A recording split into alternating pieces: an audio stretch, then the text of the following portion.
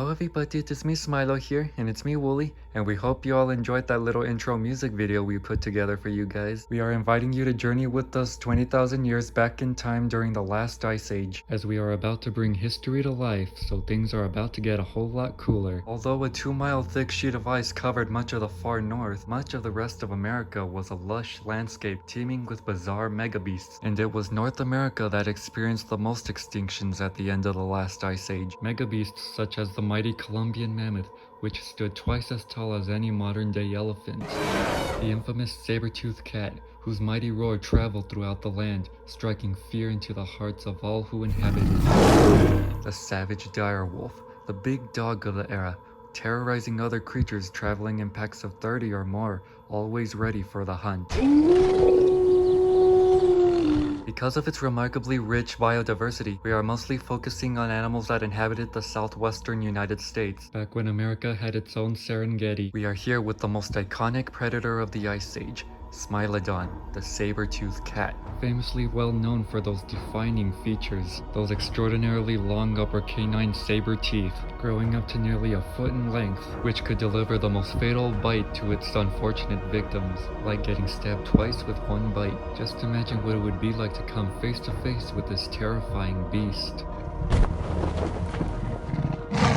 Wow, isn't he a remarkable big cat? Measuring up to nearly 8 feet long and standing about a meter tall at the shoulder and weighing about 600 to nearly 800 pounds, Smilodon was twice as heavy as the biggest male lion. Just look at how powerfully built he is. Smilodon had a very robust torso. Imagine a big cat with the muscular body build of a bear. All this extra muscle weight is what allowed Smilodon to take down the largest prey, tackling its victim to the ground, restraining it in order to place that fatally life-ending bite, where it will then wait for the victim to slowly bleed to death.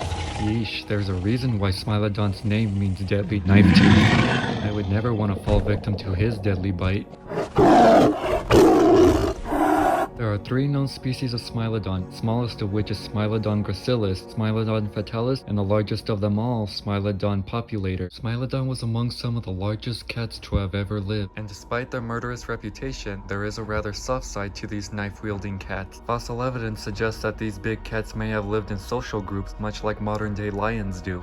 Smilodon had a sloped back similar to that of a hyena's. It also had short but powerfully built legs, and its short bobtail means Smilodon wasn't much of a runner, as most big cats rely on long tails to keep balance during a high-speed chase, which is why it preferred to ambush its prey, relying on stealth in order to launch a short-range distance attack. Wow, he truly defines the word predator. One of the deadliest predators the world has ever seen. Crazy, but we are in the darkness of a cave trying to locate the source of a very terrifying sound. Are you sure about this, Smilo? Really, Smilo?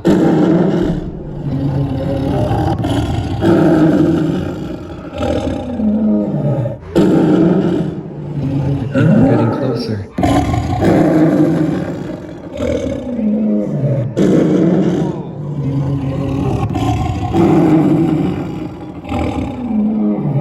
This fossil, which was found in the cave, may give us a clue as to what we are tracking.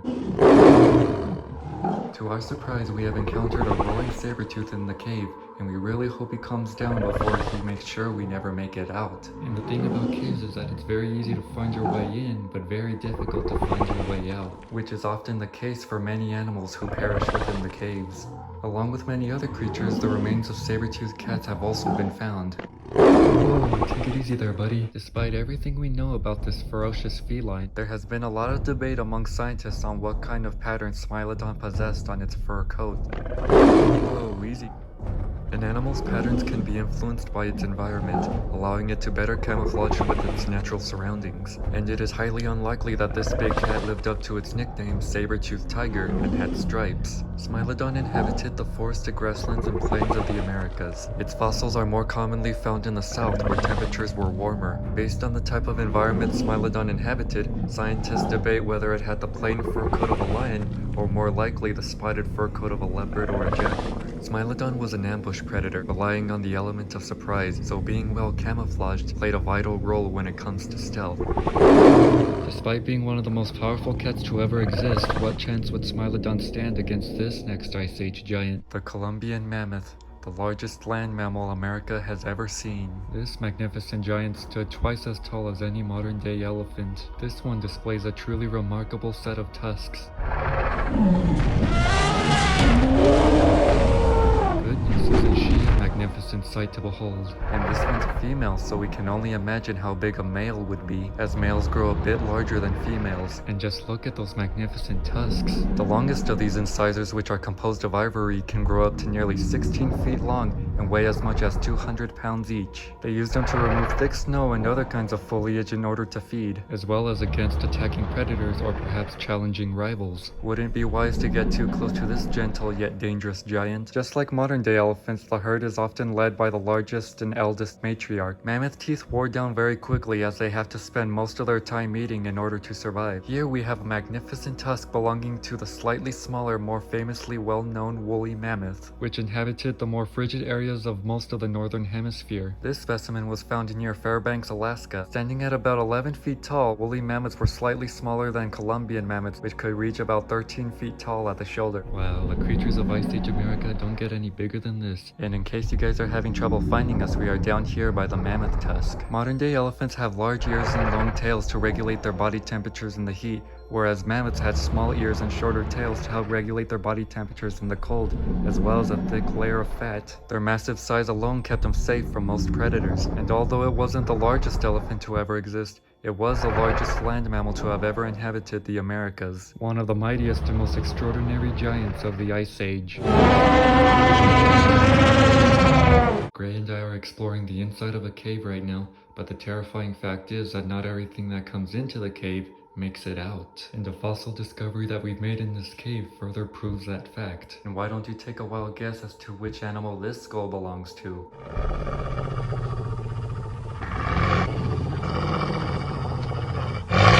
Canis dirus, the dire wolf. One of the most common and most famous prehistoric predators of Ice Age America. This savage beast was the top dog of the Ice Age until it died out about 10,000 years ago. And unfortunately, this one never made it out. It is unclear to us how this wolf perished in the caves. Perhaps it had lost its way, or maybe it had an encounter with a more formidable rival who had also taken up residence within the cave. Best of luck for us and this dire wolf with finding the way out. There is hope for us yet, Smilo. I think I can see daylight. Yep, I see it too, Gray. I hope that dire wolf also sees it too. And speaking of dire wolves, look what we have here. The incredible specimens of two dire wolves. Why don't we take a closer look at these top dogs? Just look at this skull. These canids had very powerful bone-crushing jaws with very strong teeth. I would hate to have these guys take a bite out of me. Hey, so nice to see that you made it out. Oh, take it easy there. This top dog inhabited most of North America, and like modern-day wolves, it may have even lived and hunted together in packs, preying upon large herbivores such as ancient horses and bison, as well as small mammoths and mastodons, tearing away at their flesh with their powerful jaws and teeth, never leaving much behind. Measuring up to 6 feet long and standing under 3 feet tall, and weighing more or less than 200 pounds, the dire wolf was about 20% larger than today's gray wolves, making it the largest wolf to have ever existed. Or so we thought, as this is where most of the knowledge stops. Because of how remarkably identical their skeletons are when compared to each other, the dire wolf was long thought to be closely related to the modern-day gray wolf whom it coexisted with. But the most recent discovery in the first analysis of dire wolf DNA reveals that the dire wolf may not have been a wolf at all. After many years of being depicted simply as a large timber wolf, we now have to completely reimagine what this prehistoric predator might have actually looked like. Wow, now that's a bit more like it. A more accurate representation of this wolf-like beast. She may be very wolf-like in appearance, but dire wolves actually have nothing to do with wolves. Notice how her fur is a bit more reddish-brown in color instead of gray. She also has more rounded ears and a bushier tail. These traits are more common characteristics of creatures that live in the warmer latitude climates of North America. With these kind of traits and characteristics, direwolves may have resembled a giant reddish coyote, and because of this new recent discovery, the scientific name of the direwolf was changed from Canis dirus to Enosion dirus, which means terrible wolf. Oh snap! Careful where you're snapping those jaws, girl. You've got pretty teeth, but they are perfectly capable of crushing through bone. So even though Enosion dirus is not as closely related to modern-day gray wolves as we previously thought, as far as we are concerned, it is still referred to as the direwolf. And despite whatever kind of games people are playing on that throne of theirs, one thing is for sure, direwolves were not mythological beasts. A lion may seem out of place out here in North America, but this big cat was perfectly at home out here over 10,000 years ago. Panthera leoatrox, the massive American lion. Measuring up to about 11 feet long and standing at about 4 feet tall, weighing up to nearly 900 pounds, this was arguably the biggest feline the world has ever seen. It competed against other prehistoric predators, such as saber-toothed cats and dire wolves, whom all fought against each other for the same food sources and territory. American lions were about 25 to 30% larger than today's African lions. They might have lived and hunted alone or together in small prides. However, there is not enough evidence to suggest whether this prehistoric lion possessed a mane or not. Their long legs and sheer size may have given them an advantage while hunting or fighting off against other rival predators. And despite being the biggest of the big cats, she better beware, for a larger, more formidable predator has already taken up residence within this cave.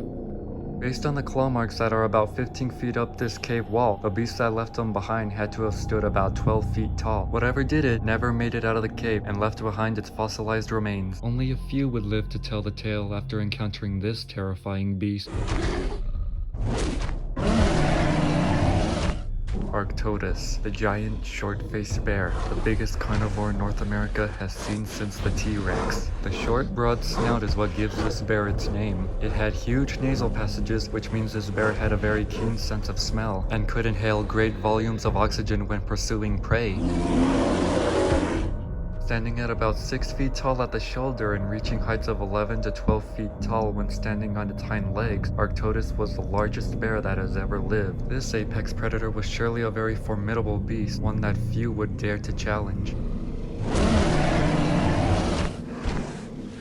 Man, he's tall. He must got one heck of a view up there.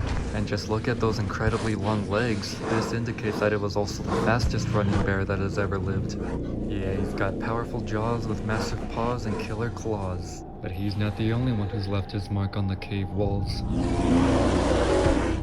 Deep in the caverns, we find evidence of another Ice Age giant, a 15-foot Glossotherium, the Harlan's ground sloth, which fell through a hole leading down deep into the caverns, suffering severe injuries, and judging by these claw marks on the cave wall, the sloth attempted but failed to escape, as her remains were later discovered. Giant ground sloths were impressive animals. Depending on the species, these lumbering giants could range from the size of bears to the size of elephants. And we've encountered this female inside the cave. And whether the sloth ended up in the cave by accident or not, we have discovered the fossilized remains of juvenile fetal sloths, which may suggest that soon-to-be mother sloths would come into the caves to give birth to their young. Isn't it interesting the way she walks on the sides of her feet? And much like a kangaroo, she leans back on her strong tail when rearing up on her hind legs to make herself appear larger or to reach high vegetation.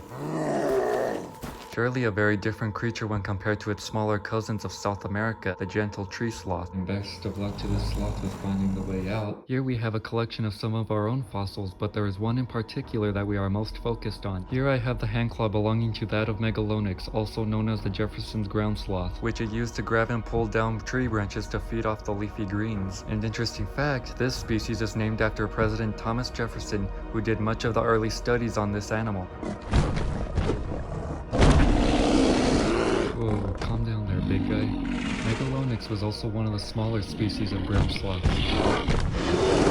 Although he is slow-moving and vulnerable, his massive size and his 18-centimeter long claws offer protection from most predators, capable of inflicting serious damage. These two prehistoric elephants may look very similar to each other, but there are actually a lot of significant differences between the mammoth and the mastodon. Mammoths stood taller than mastodons with more arched shoulders, bulkier heads, and much longer, more curved tusks. But the main difference is within their teeth. Mastodons had conical teeth for grinding leaves and twigs, whereas mammoths had flat teeth for grazing grass. Here we have a specimen of a bottom jaw belonging to that of a stegomastodon, which is an extinct relative of the gomphothere elephants. Stegomastodon ranged throughout North America and is one of the very few ancestral elephants to have prospered in South America. This shell belongs to what is perhaps one of the strangest of all the Ice Age giants, a giant relative of the armadillo.